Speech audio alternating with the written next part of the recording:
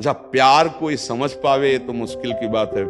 प्रेम का निर्वाह तो सिर्फ भगवान करते हैं, या भगवान प्रदत्त ऐसा कोई दे दे जो प्रेम का निर्वाह करे। नहीं, अपने हृदय से जिसको हम प्रेम करते हैं और वो कहीं दूसरी जगह देख रहा है, अब विक्षिप्त हो जाएगा वो व्यक्ति, नहीं हो जाएगा। और ये प्रायः बहुत तायत में हो रहा है।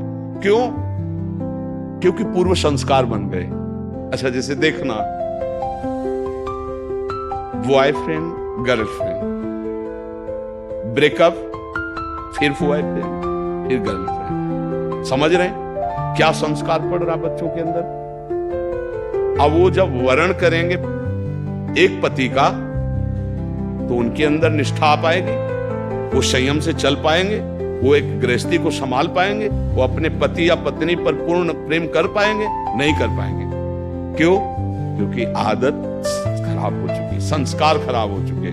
अब ये हमारे समाज में ज्यादा फैल रहा है, नहीं फैल रहा है। अब जहां मन को संयम में लाने की बात आती है, वहां मन को तो हमने पहले ही रद्दी कागज बना दिया, पहले ही हमने उसको गंदा कर दिया। अब कैसे हो सकता है? गृहस्थी बहुत पावन मार्ग है, कोई ऐसा नहीं है।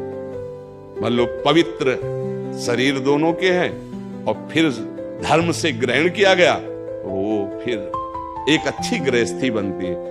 पहले इसलिए भाई बहुत संभालने की जरूरत। आप तो बड़े भाग्यशाली जो अध्यात्म में इस बात को समझ रहे, नहीं तो आज हमारा समाज थोड़ा गलत रास्ते की तरफ जा रहा है, गलत मार्ग है जिसको कोई समझ नहीं रहा। हमारे नवीन नवीन बच्चे, नवीन नवीन बच्चियां, नवीन नवीन भाई इस भूल में फंस गए कि ये सुख है और ये भोगना मतलब जीवन का लाभ है। नहीं नहीं नहीं, इसको धर्म के अंतर्गत रखा गया। देखो, हमारे शास्त्र में 4 पुरुषार्थ रखे गए: धर्म, अर्थ, काम, मोक्ष। काम कहां है? तीसरे नंबर पे है। पहले में क्या है? धर्म, और आखिरी में क्या है? मोक्ष। जो धर्म से चलता है, धन धर्म से कमाता है, धर्म से काम भोग करता है, वो मोक्ष को प्राप्त हो जाता है। आज 2 बातें हट गई, पहली और आखिरी। धर्म और मोक्ष हट गया, अब अर्थ और काम रह गया, नहीं रह गया। बस यही पशुता बढ़ती चली जा रही है। अब ये संतों की बातें कड़वी लगेंगी समाज को, लेकिन भैया बहुत गलत रास्ते में अपने लोग जा रहे हैं। इससे लौटना अभी संभव है, अभी लौटना संभव है। अगर कदम आगे बढ़ते चले गए तो आप लौट नहीं पाएंगे। आप देखो, हमारे नवीन बच्चों में बहुत डिप्रेशन की ये बात आती चली जाए। क्यों? विक्षेप पे विक्षेप पड़ रहा है। अब वो उससे आसक्त है, वो ब्रेकअप हो गया, अब उसका दिमाग पे जो भार पड़ा, वो पूरे जीवन की जीवनी शक्ति को नष्ट कर रहा, चाहे बच्चा हो चाहे बच्ची हो।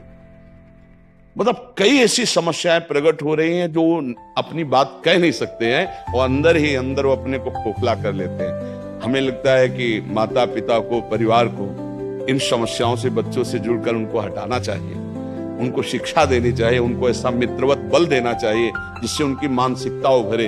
अगर ये छूट बनी रही, इसे कहा जाता है दोस्ती, लेकिन भारी दुश्मनी फैल रही है, भारी हमारे जीवन का नाश करने वाली वृत्तियां फैल रही। तो इसलिए इससे बचा जाए और नाम जप किया जाए। अगर मन को छूट मिल जाए तो नरक पहुंचाने की पूरी व्यवस्था कर देगा।